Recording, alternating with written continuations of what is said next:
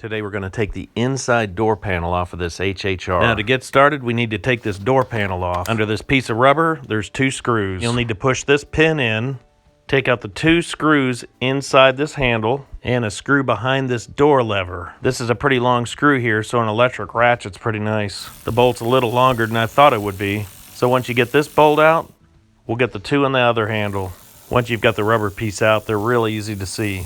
Once we get these bolts off, we can start to pull off the panel. We'll get these 3 bolts later after we get the panel off. So we'll take a thin metal edge and just start working it out. It's a little unnerving, but you'll eventually hear a pop. If you can get your hands under here, that'll help you give a little pull. Once you see these little tabs, this is what's popping out. Just keep working your way all the way around and just give it a pull. These little snaps are all the way around the door.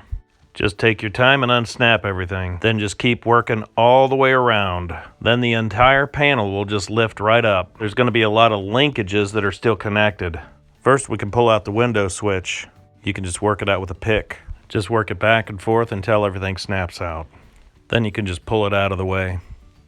Then we can unplug the wiring harness. Just pull the clip back. Then you can unsnap it and pull it out of the way. It'll probably take both hands to get it unlodged though. There's typically not a lot of corrosion in here, so it comes apart. Now we'll pull off this top cable. You can just shake it and work it in an upward motion. And to release it, you can grab the door handle and pull it out of the way. Pulling the door handle will help get things out of the way. Now that it's unclipped, set it to the side. Now the door panel comes off so we can get to the rest of the linkages. We'll be able to peel off this insulation that's a little gooey. Just work your way all the way around the door. This is the insulation foam that kind of gives you a quieter ride, but it also keeps moisture out of the door too. Make sure when you set this aside that you don't get dirt in it.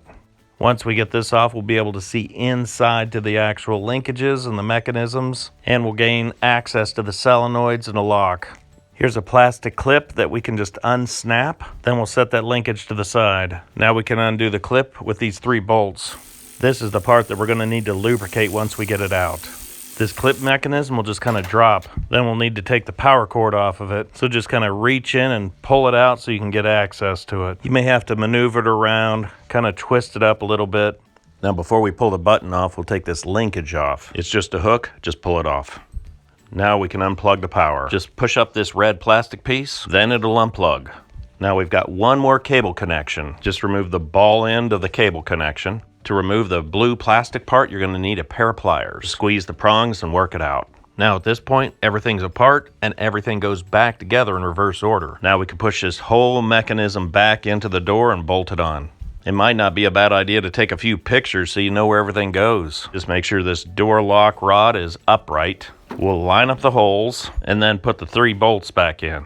Once this is bolted in, we'll be able to put the linkage back in. We'll snap the linkage back into this yellow bracket, then just snap down on it. Now you can check the outside door handle, then check the key, the moment of truth. Oh, yeah. It works. Now you can lock the door again, even with the key. Now we can put everything else back together. We'll put the insulation back in for road noise, snap the window switch back into place, hook up the inside door handle, then check to make sure everything's working, then pull the locking mechanism up through the hole. Then we'll set the top of the unit in place first. Then we can start pushing all the tabs back in. Then you can just snap everything around the bottom. Well, now it's starting to look like a car door again. Put the bolt in behind the handle, and with everything back together, test it again. And there it is. And now this HHR is ready for service again. Well, I appreciate your time, and thanks for watching.